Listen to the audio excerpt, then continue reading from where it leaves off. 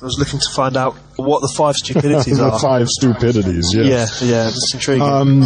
Okay, before I go into that, let me tell you this little story first, because I think this is a good place to start. A man and his son were coming home from a soccer game one Saturday afternoon, and they were involved in a head-on collision. The father was killed instantly. The son was taken to a nearby hospital in critical condition. They wheeled him up into the operating room. The surgeon walked in, took one look at the boy, and said, "I can't operate on him. That's my son." So that's the story. Is there a problem with that story? Is that simple? What's going on with that story? It's confused me, if I'm honest. Good. That's the point. Listen, I've told this story to many thousands of people over the years, and nobody has, that's the standard response that I get from everybody, is there's some problem with that story. But what I want to emphasize is the reason there is an apparent problem with that story is because I chose my words very carefully, and one of the words there carries an unconscious assumption with it. And that assumption is incorrect in this case. But because the assumption is unconscious, your analysis of the story is colored by this unconscious, erroneous assumption. And as long as that assumption remains in place, then this will continue to be paradoxical and problematic. But because of the unconscious assumption that you're operating on, it appears to be a problem. Does that make sense? I don't suppose that has answered it for you, but you understand what I'm talking about. Yeah, I do. There's okay. The way I've interpreted the story is incorrect because of the language. Yes, right, absolutely. And the problem is that it's an unconscious assumption that's coded in language, okay? I could have talked in this case probably not, but and in fact this is sort of a trivial example, but it brings the emotional point home of the feeling that you're having of confusion and this paradox and what's going on and the need to solve the problem, when in fact there is no problem to be solved. It's an apparent problem created by an erroneous assumption. So let me lead you through the logic of this story, and the logic is so obvious it's painful when you see it.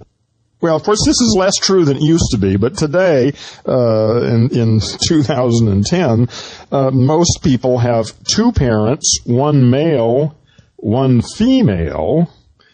If the male is dead, the surgeon is who? Yes, the surgeon is obviously the female. Yes, it's his mother. The most obvious thing in the world. The most simple and trivial idea, and yet the word surgeon carries this assumption of maleness with it. Now, we weren't ever taught that that's true, and of course it is true statistically. Probably, 90%, maybe 95% of surgeons probably are men. But so it's not a bad assumption under certain circumstances, but in this particular case, it creates the illusion of a paradox. But instead of people looking to their own assumptions to solve a problem, they usually end up looking in the world for the solution and never question their own assumptions.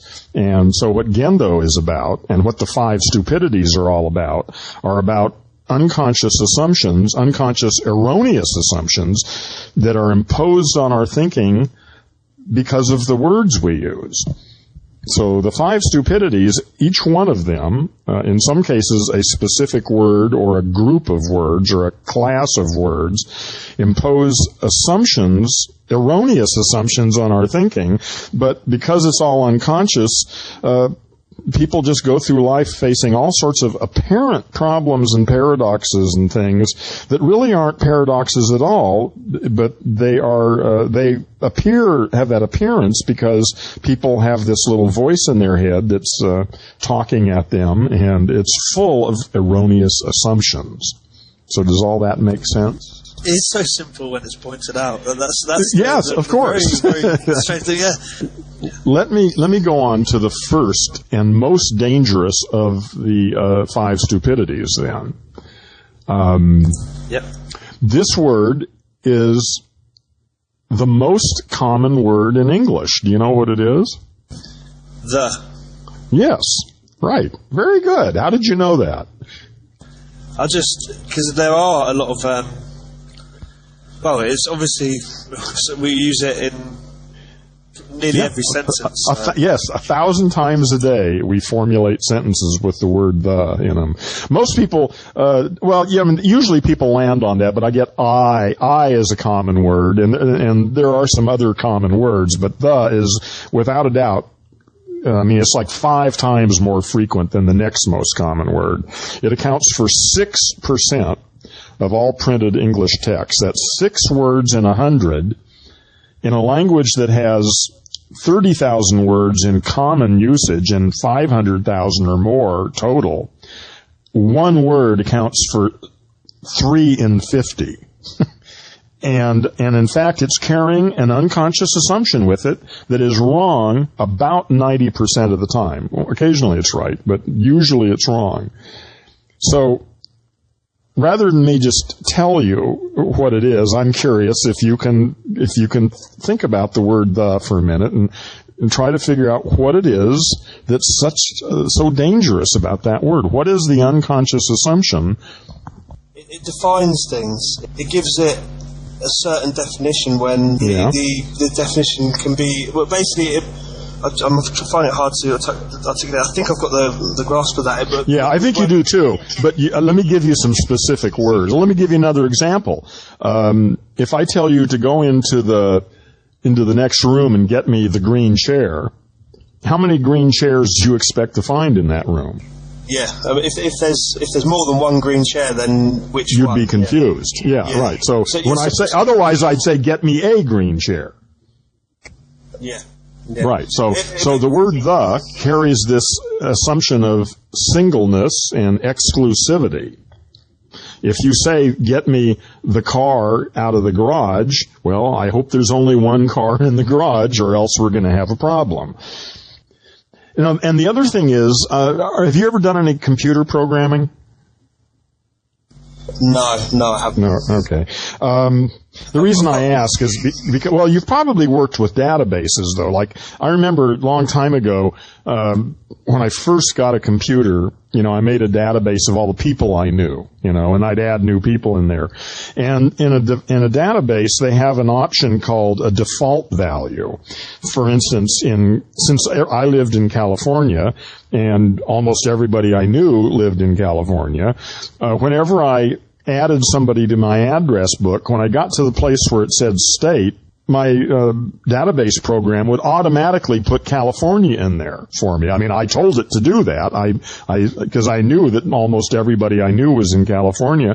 Once in a while, I'd meet somebody from out of state, and I'd have to backspace over CA and type in something else, if AZ for Arizona or whatever. Yeah. But it saved me a great deal of time. Because 95% of the time it was right, okay, and once in a while it was wrong, and that wasn't much of a problem. So that's the concept of a default value, okay. Well, language, English, has default values. For instance, as I talk to you right now, there certainly isn't time for me to sit here and be thinking what I'm actually going to say in my next sentence and deciding what words I'm going to pick and how I'm going to articulate them and get my breathing worked up so that I could, put the stresses on the right syllables and get all the words strung together in the right order so it actually sounds like a real sentence and get my tongue and my larynx all coordinated with all this shit. There's no way that can happen consciously. So essentially, my talking and your talking and everybody's talking is really an automatic function of our language machine. We have this feeling of some control over it, but actually on a moment-to-moment basis, it's actually all being run by a machine which has a lot of default values. And if you are using a sentence that requires either a or an or the, to be proper in English, certain words have default values to the. You've probably never heard anybody ask you, well, what's a truth about this situation? I can almost bet you've never heard those words come out of anybody's mouth. Yeah. Am I right? Yeah. And in fact, actually, if you say it yourself, out loud, what's a truth about this situation? Go ahead and say it. I'm curious. I want to test something. What's a truth about this situation? When you said, what's a truth? Yeah. I bet, at least for me, it just almost sticks in my throat. Yeah. I want to say, what's the truth about this situation? Yeah, I was consciously trying to say even though because if you're not really conscious, it's just automatically going to come out, what's the truth? Without ever thinking. So this is what I mean by default values in English. Now the question is there any such thing as the truth? For instance, about this, say I've got a ball on my table. And does it make, and that's simple, a ball, but I mean, that's about as simple a thing as you can get. But does it make sense to ask about what's the truth about this ball? I mean, if I say it's a red ball, is that the truth or a truth?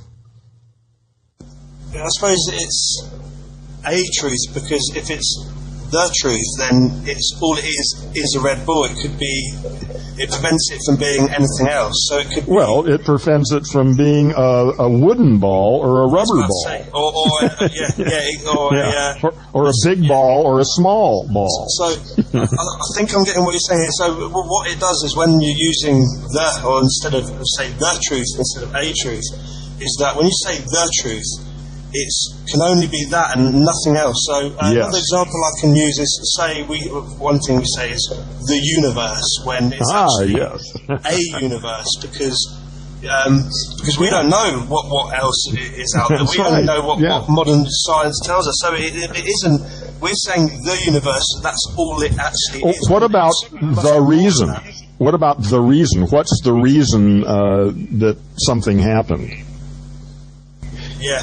Nonsense. There's no such thing as the reason, the truth. What about the answer? What's the answer to? In fact, if I said, what's the answer to 2 plus 2? Or no, let's say 1 plus 1. Is that proper to say what's the answer to 1 plus 1? In that case, there's only one answer to. Really? 1 plus 1. Well, I don't know. Really? Only one? Are you sure? I'm trying to think. Obviously, I know what the answer is. I'm just trying to work out how it is that answer. Well, let me. If you haven't done programming and you don't know a lot about computers, it wouldn't be obvious. But there are different base systems in math. We use binary math in computers. In computers, 1 plus 1 equals 10. Right, I see. Yeah, I didn't know that. Yeah. So it depends on what base system you're using, the answer to that question. If you're using regular old base systems, base 10, then 1 plus 1 equals 2, and that is the answer in base 10. But in a binary system, 1 plus 1 equals 10, and that's the answer in binary. Yeah. So even that, there's an assumption underlying these things that is often unspoken. 1 plus 1 equals 2 is assuming base 10, which is a logical assumption. The problem is when you get into science and philosophy and politics and stuff, they're far more complicated situations where the assumptions are less obvious and more complex and just gets into all sorts of problems. So, and how often have you heard people say, well, that's just the way it is? Too many times I've heard that. Yeah. And is that ever the truth? No. No. All it ever is a way of thinking about it. Yeah. But, you don't want to, if your boss is see, sometimes it's the way it is because your boss is your boss, and if he says it's that way, then it is because he's the guy who gets to make up the rules. But it's only that way because he says it's that way, not because it is that way. If your boss tells you to go find the answer to this problem, and then you go off and you start thinking and you come up with an answer, but you think it's the answer, well, then you can stop looking. You found the answer. But if you'd looked 5 minutes longer, you might have found 5 more answers that were even better, So it tends to end discussion, end exploration, and it also is used very dogmatically to, like I say, in the case of that's just the way it is, that's the world. The world really is that way. And this is it. And there's no more discussion. People use it from a sort of authoritarian perspective. But of course the thing is, people don't actually use it. That's the problem, is that, like I said before, my talking right now, I mean, it's as much a surprise to me what's going to come out of my mouth in the next sentence as it is to you. I have no idea exactly what I was going to say. And my language machine is busy putting all this shit together for me. And the default value in English is the for a great many words. In fact, all these reifications that I'll get into in a minute. So that's the reason the word the is so important is because it happens hundreds of times a day. You know, that little voice in your head is going all the time. Blah, blah, blah, blah, blah, blah. It's rehearsing what it's going to say when it sees somebody. It's thinking about what it should have said when I saw this guy yesterday, but I didn't.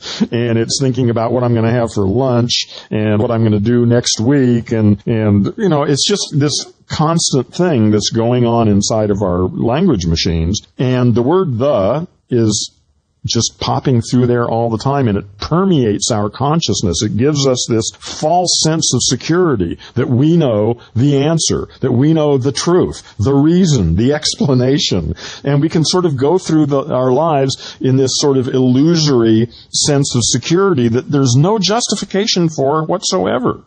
It's actually a disability, isn't it? No, you got it. Yeah. It's a form of mental illness. It's a form of brain damage as I see it. That's why I tell people that they're brain damaged, and so am I, but I'm in language rehab. I've been working pretty hard to reprogram my language machine so that whenever the word the comes out of my language machine, I usually hear it. Sometimes I don't, but I usually do.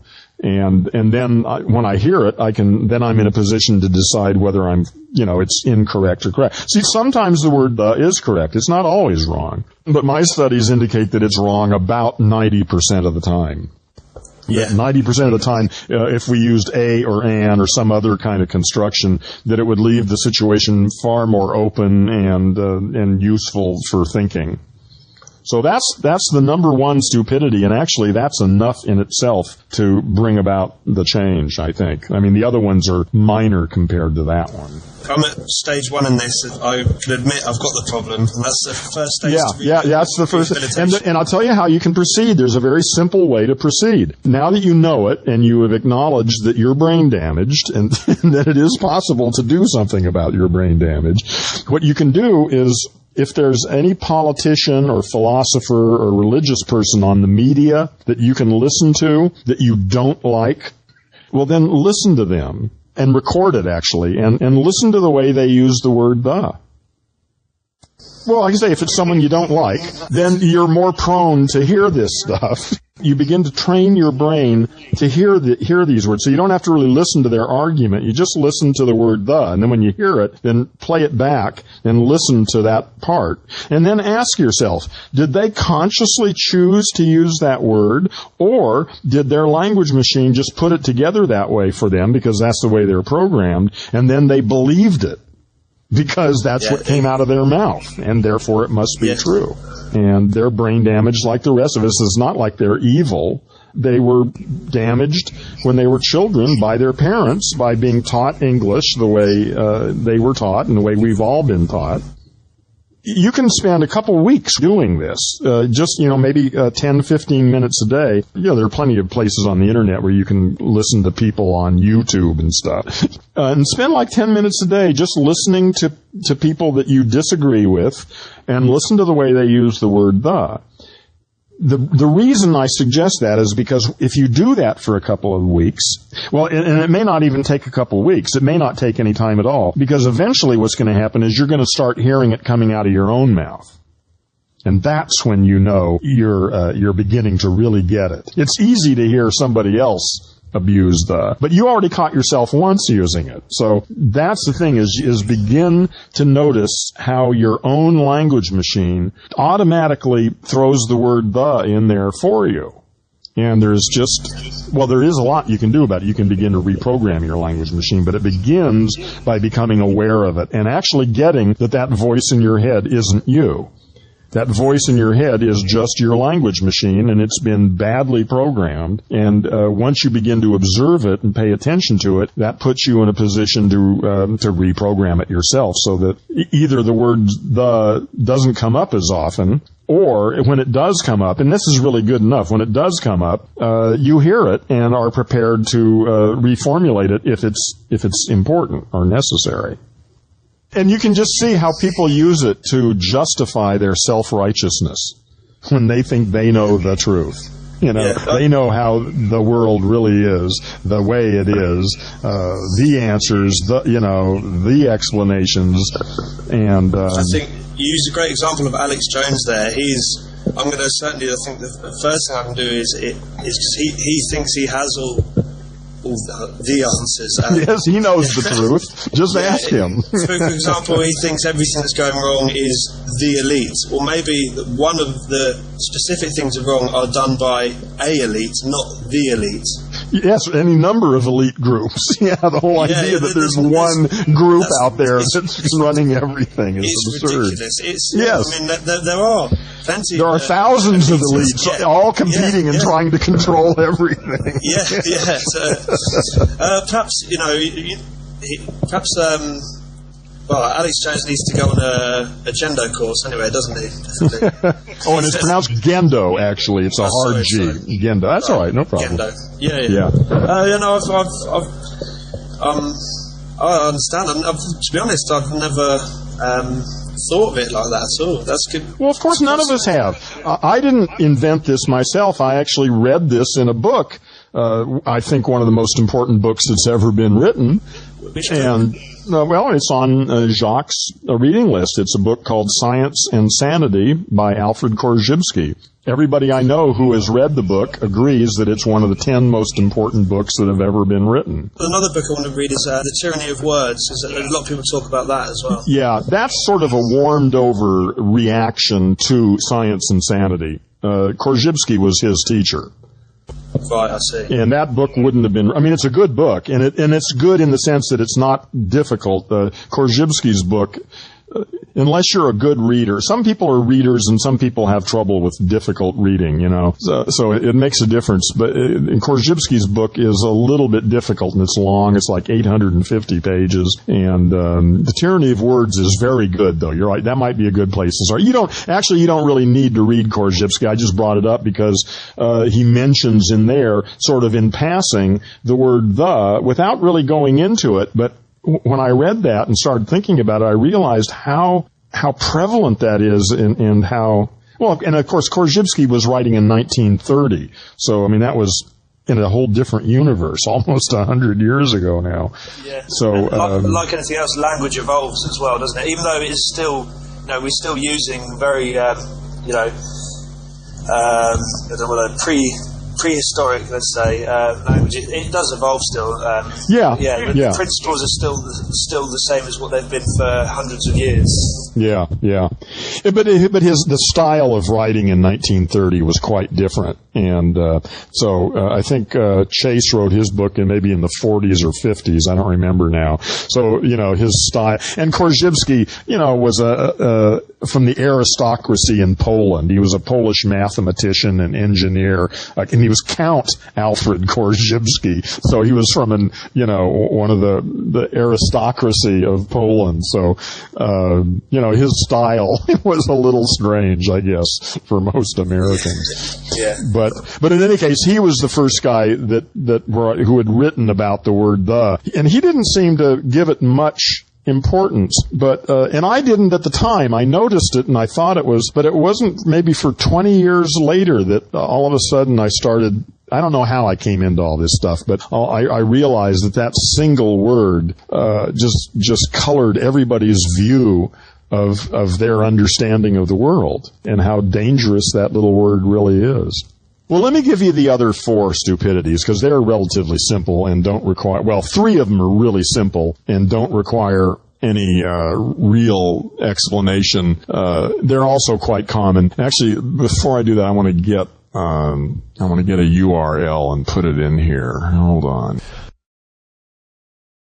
The URL is www.kamaroff.net/heron/TWM/.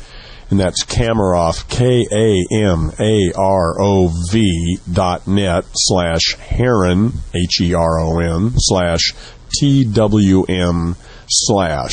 And you can follow along in the discussion that follows about reification.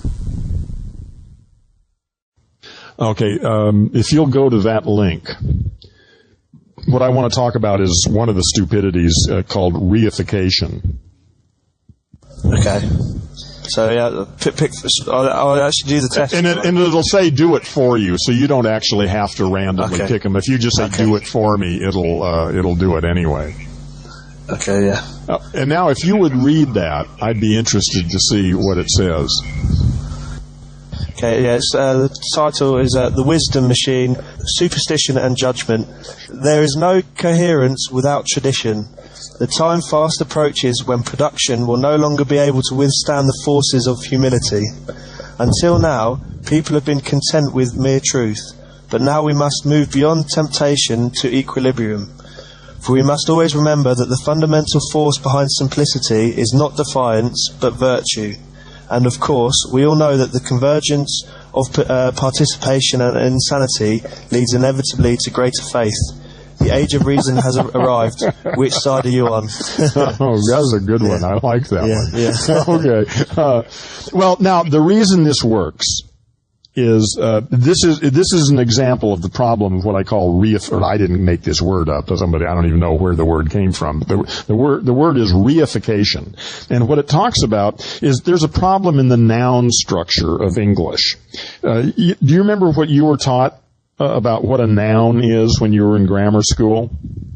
In America, we were taught a very specific little mantra. A noun is a person, place, or thing.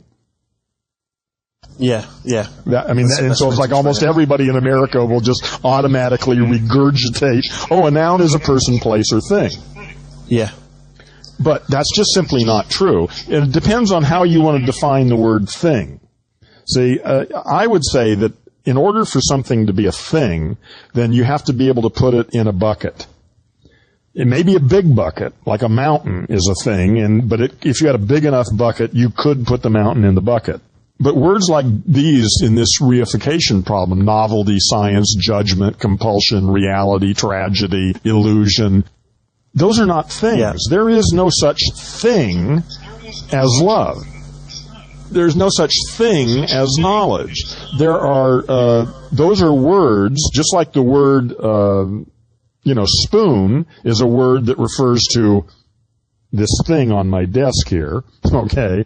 But the word, and then we have these other words like knowledge and reality, but there is no thing that you can point to and say there's humility, because it's a word of a different order of reality. It's about relationships between things, not about things themselves, okay?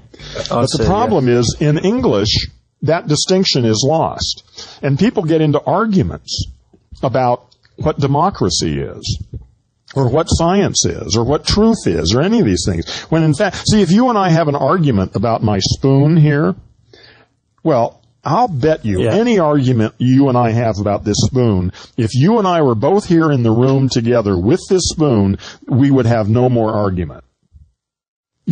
Because we will be able to resolve that argument by looking at the spoon itself and deciding, what makes sense. But if we have an argument about democracy or freedom or the future or economy or any number of thousands and thousands of English words, there's no way to settle the argument, because there is no thing for recourse to.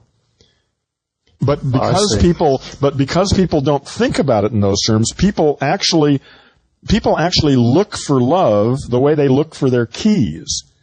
There is some such thing as love. Then somehow, or they wonder, they ask themselves, I think I'm falling in love, or I think I'm in love. Like Like there's some objective, oh, yep, now he's in love. He went over the edge. Now he's in love, It's just, this is all part of the fantasy world that we live in. These illusions, these relationships between things are treated as though they're things in themselves with their own properties independent of our evaluation. And that's just simply not true. That's about as crazy as you can get. And that wisdom machine thing, all you got to do is listen to Alex Jones or any philosopher or any politician, and they love these kinds of words. They're full of emotions, and people respond to these things, but they have no actual meaning at all. It's almost like if I say x plus 7 equals 10. Yeah. Is that true or false? Well, it's not true or false. As long as X is in there, it doesn't mean anything. These words are labeling things that we don't understand. Not things. No, they're not things. That's exactly the point. Wrong I know. It's hard. Well, no, don't feel bad because it's hard to talk about it. How else do you talk about it? We say, well, they're things that aren't things, but they're not things. They don't even exist. See, what they are is words. This is really quite simple. If someone wants to know what love is, it's real easy. Love is a word. Love is a word that people use to mean all sorts of things. And that's, and it depends, what do you mean when you use the word love? I love pizza, and I love my dog, and, there's lots of, the word love means whatever you want it to mean. But again, people don't think of it that way. People think that they know what these things really mean. They think they know what democracy really is, as though democracy had a set of attributes like my spoon has a set of attributes. Democracy has no attributes that I don't give it in my own language machine. So reification is another one of the stupidities, relatively easy one. And if you notice, if you look on that word list, many of those words have very clear noun endings that mark them as reifications. They end in ty and cy and tion and ence, and a lot of them have very typical endings that clue us into the fact that they are reifications. A good place to listen for all this stuff is, especially the word the and reification, is when somebody's having an argument. If you disengage from the substance of their argument, and that was what I was going to say also, is that all these reifications, the is almost always the default value for any one of them. Because we love the feeling of security it gives us. The resolution, the vitality, the evil in the world. Now I have the certainty or the happiness. A or an just somehow feels weak to us. We want to feel more secure than a or an. We like the. Did you have a question? These are things that, when you're exposed to it, are so blindingly obvious.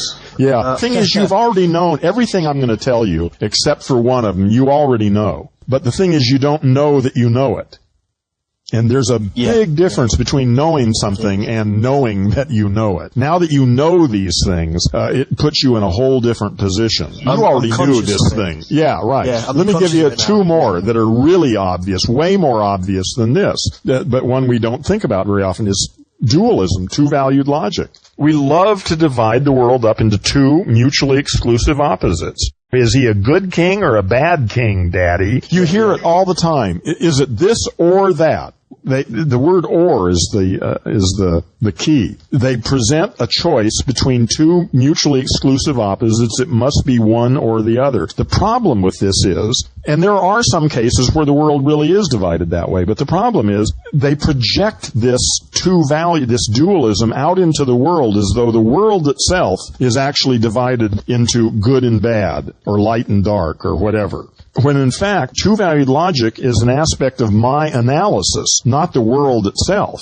The world isn't divided into good and bad people.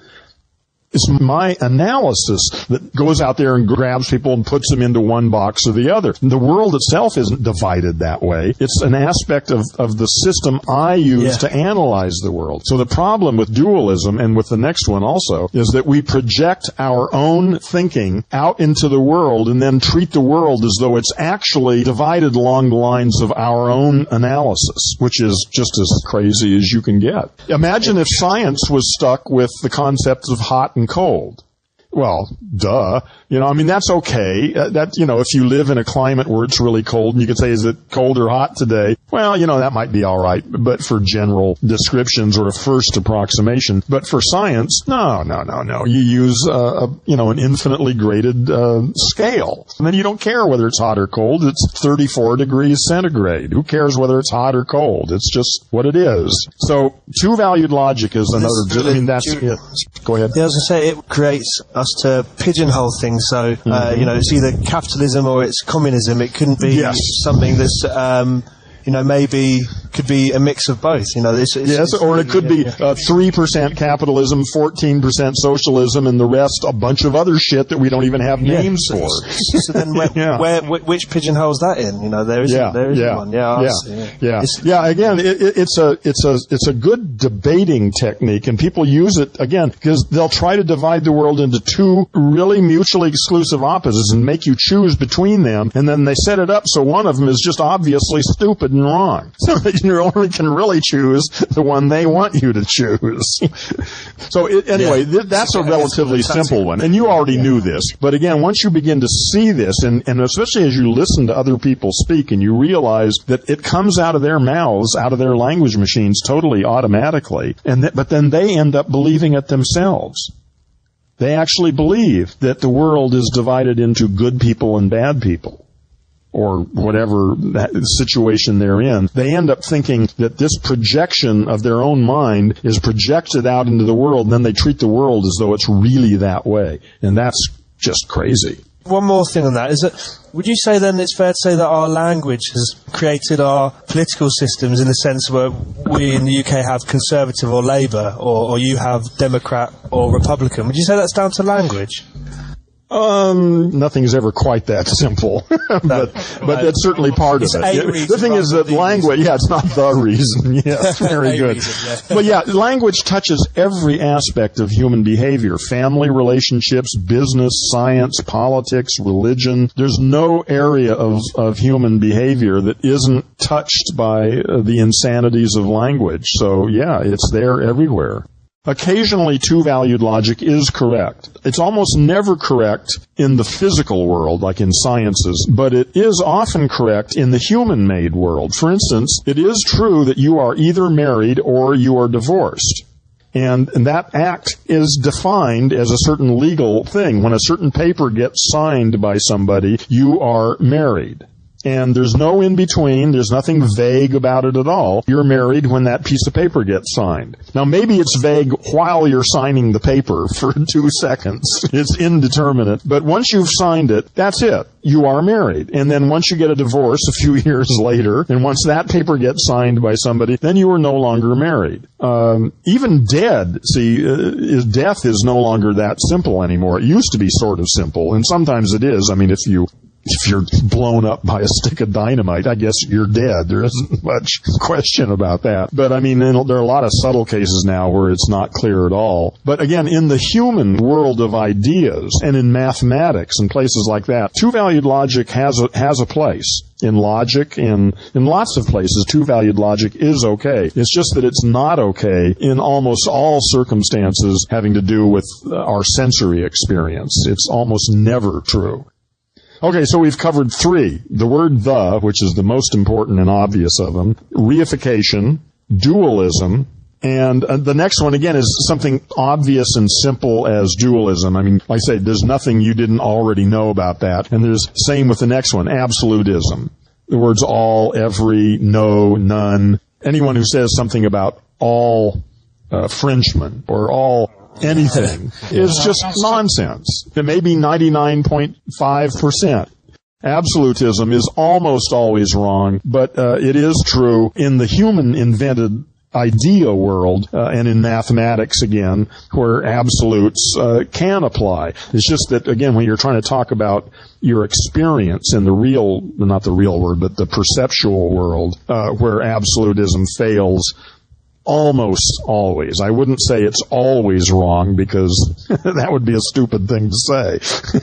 But it's almost always wrong. So that's a real simple one, though. And again, all of these things, when you listen to Alex Jones, the two-valued logic, the absolutism, the reification, the word the.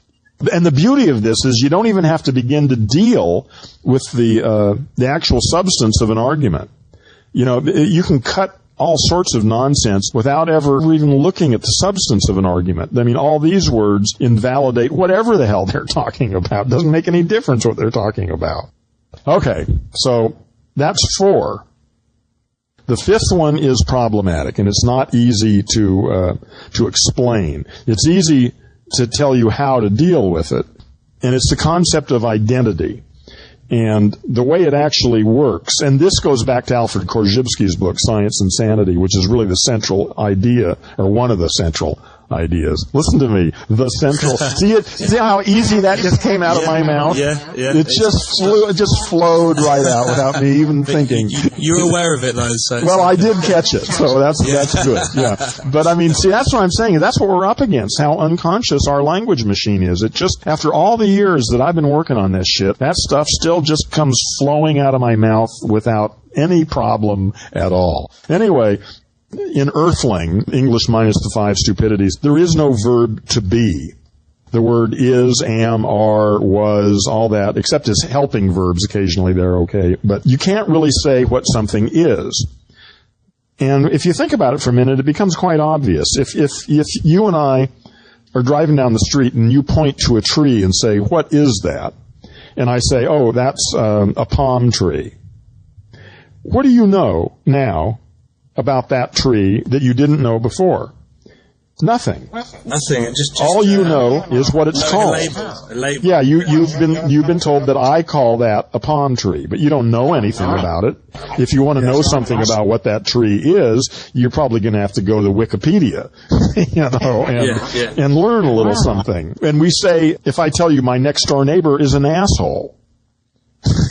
Yeah. Well, I mean, clearly he's not really an asshole, but you know what I mean. But actually, if I told you that he beats up his wife and kids and his dog, and he stays up till 4 o'clock in the morning playing loud polka music, and he hasn't mowed his lawn in 6 years, now I've told you what he does, and now you have some sort of picture about what I'm trying to say. But to just say he's an asshole tells you nothing. The verb to be is kind of tricky, and there are actually 4 different varieties of the verb to be, depending upon how it's used in a sentence, and I don't even want to go into any of that here. And it has some very heavy philosophical implications when I talked about, I think the label for this is identity, and the very fact that I think that there is a me in here that's the same I that was here 10 years ago or when I was 3 months old, and now that there's some identity, some me that is identical, that flows through all of that, that's the same now as it was then, turns out to be, well, a nice little fiction that we've been living with for several thousand years. But again, that's tricky stuff for adults. It's easy for kids to just learn not to use the verb to be, and to, instead of say what something is, to talk about what it does. And in fact, there is a thing called E prime by a guy named David Borland, who just died recently, I think. He was another student of Korzybski's who took Korzybski seriously and started doing his own writing without the verb to be. And he called English minus the verb to be E prime. You can look up E prime on Wikipedia, and he wrote all of his stuff without the verb to be. And one of the things that's kind of interesting about it is that it sounds kind of difficult, but actually when you read stuff that's written in E prime, it's amazing how few questions come up. Everything is simple. So, that is the grand tour of the 5 stupidities, the last one being the verb to be, eliminating the verb to be from Earthling, and it's known as, the principle of identity. So you got the word the, reification, dualism, absolutism, and identity. Those are the 5 stupidities. It is so blindingly obvious, but just yeah, that's exactly it. I would never have thought about. Obviously, I've always known about it, say, subconsciously, but yeah, you need to know that you know it. Yeah, that puts you in a position. And again, it's almost horrifying as you develop. You'll begin to hear yourself saying all the stupidest shit, and it really is humbling. I'll tell you, when I realize the stuff that comes out of my mouth, it's humbling. But I've been working on this for years, and I'm getting a little better. But I'm still in rehab. I still think that I'm brain damaged, and as it showed earlier when I talked about the main point of Korzybski's work. So it shows you that I'm still brain damaged. Because everyone else's language and speech has an influence on us, until the majority of people stop using it, we're never going to be able to get out of it. And we don't need to. I think it's good enough that I catch myself. And of course, if your friends know about it, they can help you. Like Jason, I don't know if he's here or not right now, but he and I have been talking about this stuff for a couple of years now, and he occasionally catches me when I'm full of shit. And I catch him all the time when he's full of shit. But it's good because among a community of people, we can help each other. And I would also, by the way, I would highly recommend that you don't try to pull any of this shit on anybody about the word the or any of this shit. They'll just get angry. Unless you've got permission, unless they've asked you for your opinion on all these things. If someone's abusing the word the and you start saying, well, but that's not the reason, they're just going to think you're a complete idiot and they're going to be angry. So I would caution you to hold your tongue. Yeah. Unless I don't like them, and then I can pull their argument out without even having to look at or try and really. Yeah, that's true too. But I'm just warning you. I'm very inquisitive, so I think I might have to just test it just to see. Well, yeah, actually, I'd be interested to see. Maybe it's just my own style that gets people pissed off. Maybe you can get away with it and they'll love you for it. I'm certainly going to give it a go, but yeah. Well, try it on people you don't know very well. Don't try it on anyone that you really care about right away. No, I won't. I think I'm going to try it with someone who I don't like. I think. There you go. Or someone you just meet and you're never going to see them again or anything. I don't really care what their opinion is. Yeah. But I've just noticed our whole name, the Zeitgeist Movement, technically, is it not? We're not a Zeitgeist Movement. Well, no, I think that's probably correct. I think for right now, we probably are the Zeitgeist Movement. Until someone starts a second one. Yeah. And then what do we do?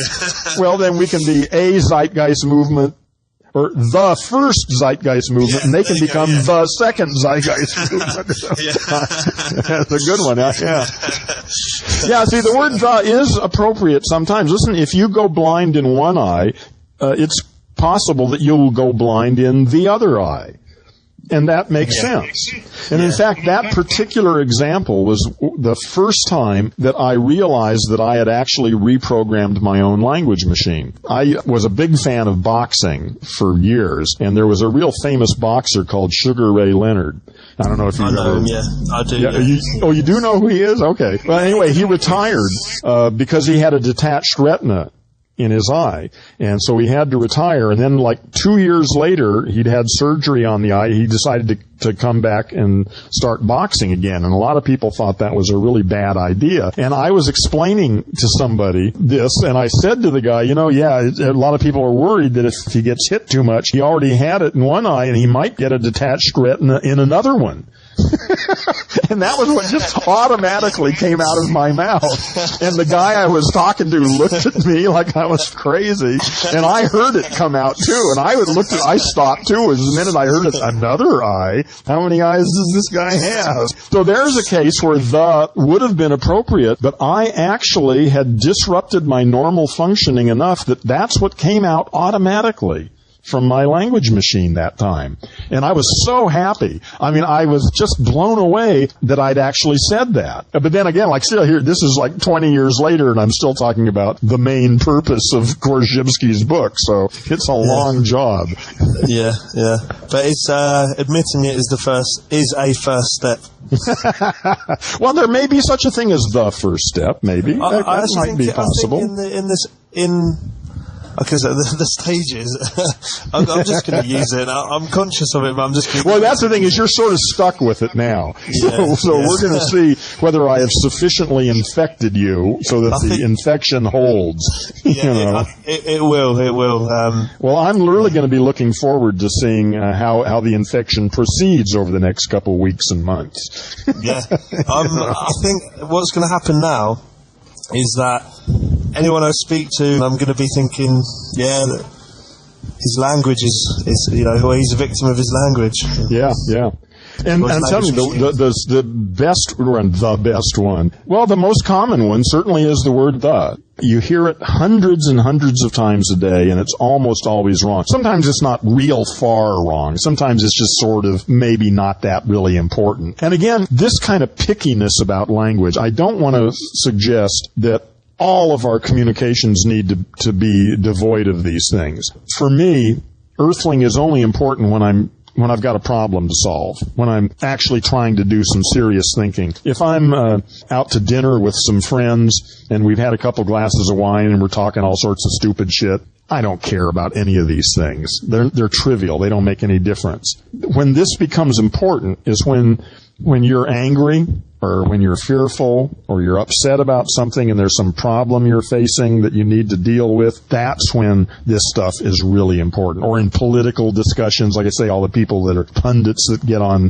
TV and analyze politics. Those are the situations where this gets important. When you're bowling with your friends, it doesn't make any... I mean, it could. I mean, if an argument comes up, well, then maybe it would. But so most of the time, this stuff is not necessary. A good deal of the time, life is going along okay, there aren't any problems, and you can say any dumb shit you want to, and it's not going to make any difference. So that's important to remember that. Earthling is not meant to replace Wild English. Wild English, in fact, in Earthling, I probably wouldn't want to write poetry or love letters in Earthling. You are the most beautiful woman in the world.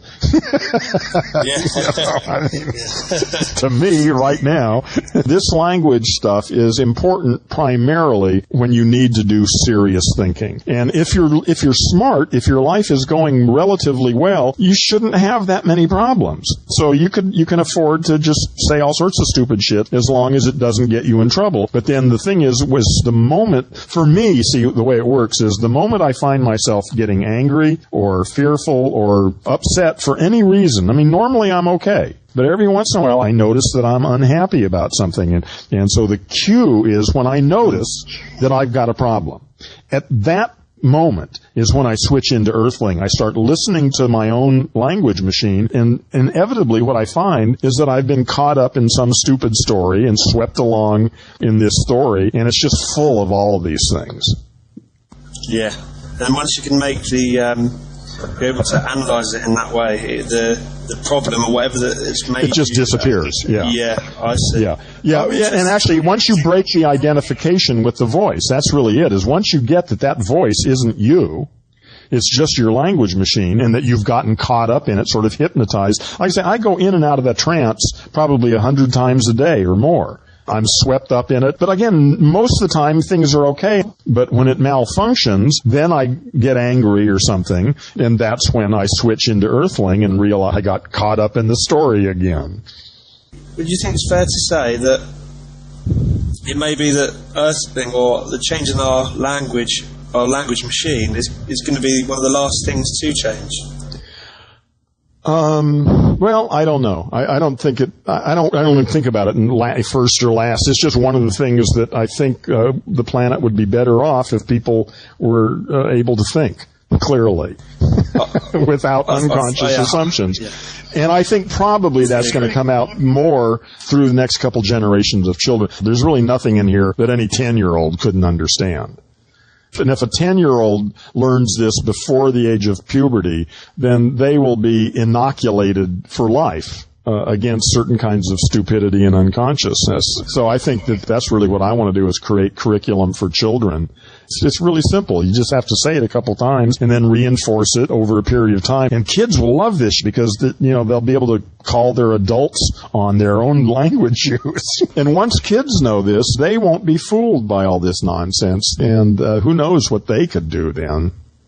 As people get older, the influence that the language machine will have it gets stronger.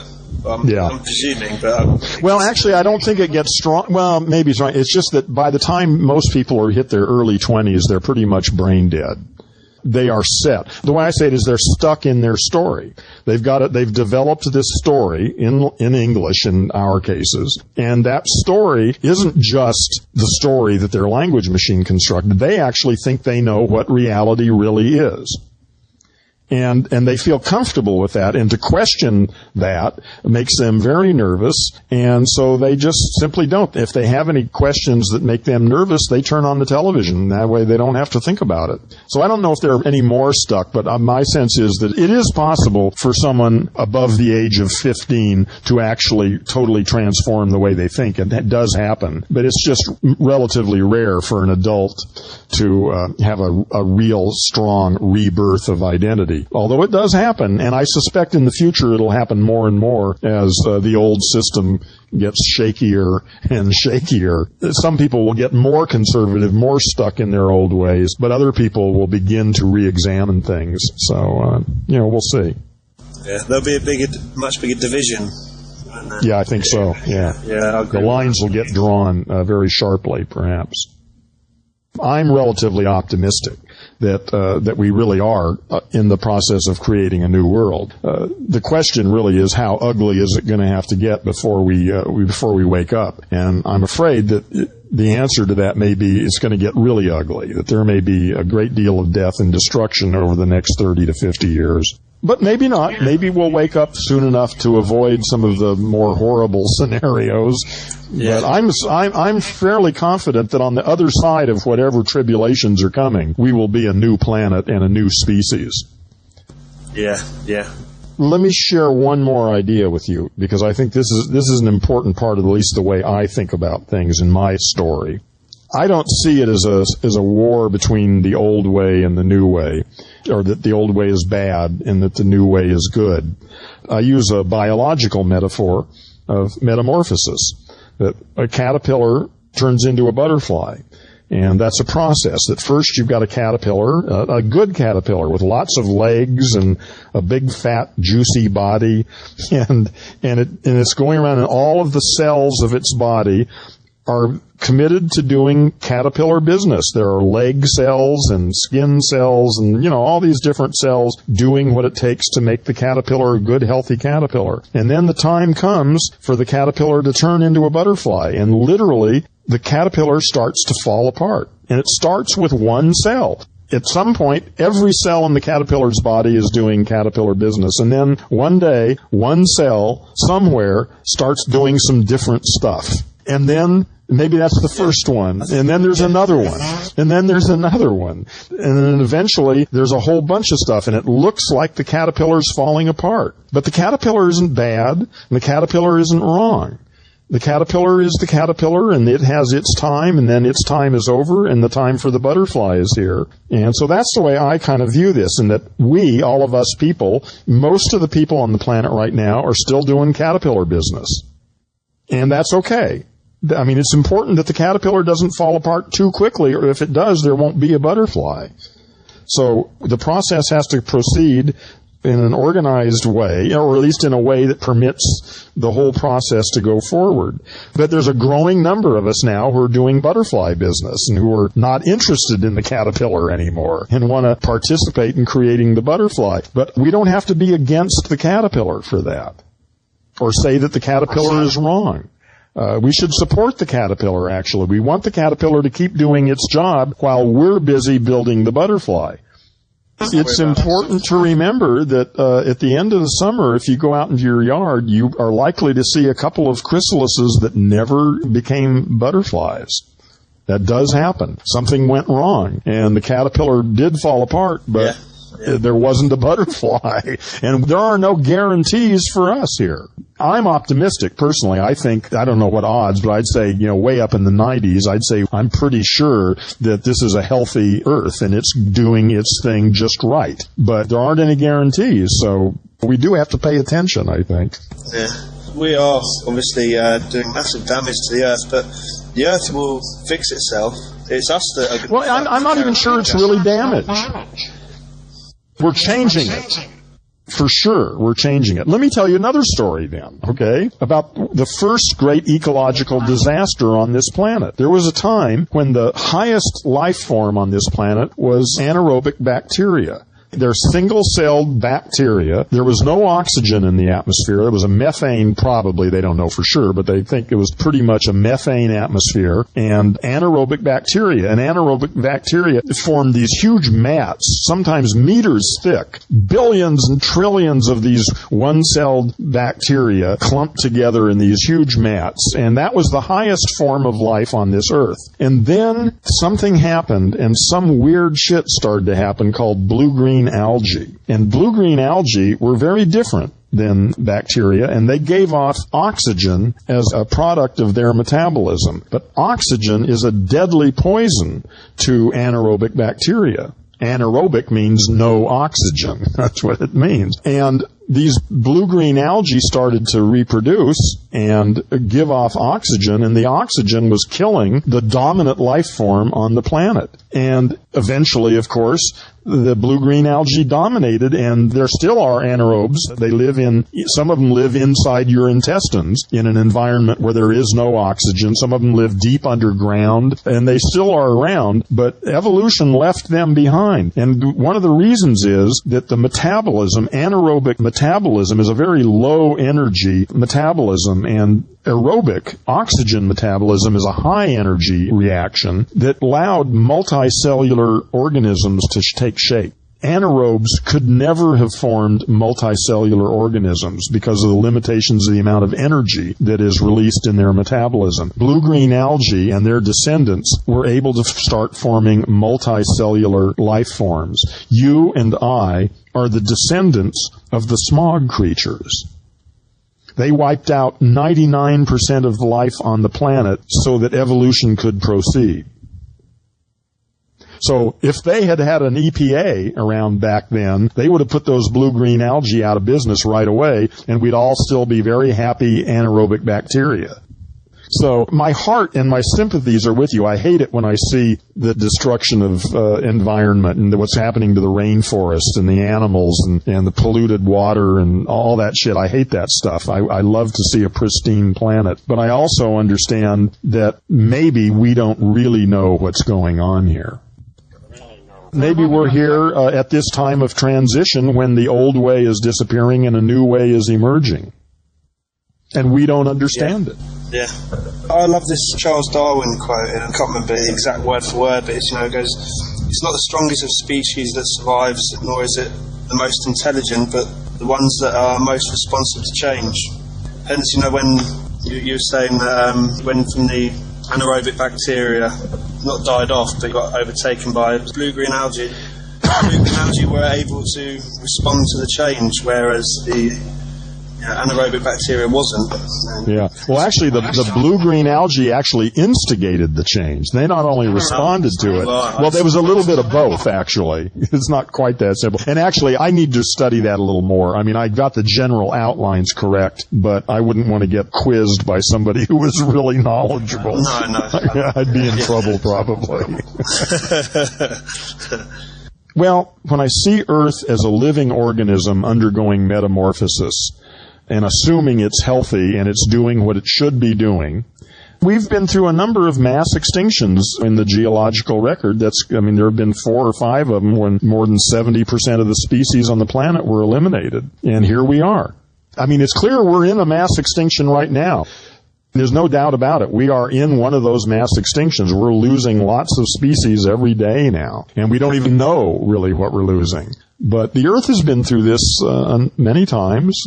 So I'm just sort of trusting that Earth is healthy, and if I don't understand it, well, that's my own lack of understanding. Yeah. It's 3 o'clock in the morning now, so as much as I would love to continue this, I really... No, that's okay. I'm ready to go on to the next thing. Thanks, Tom.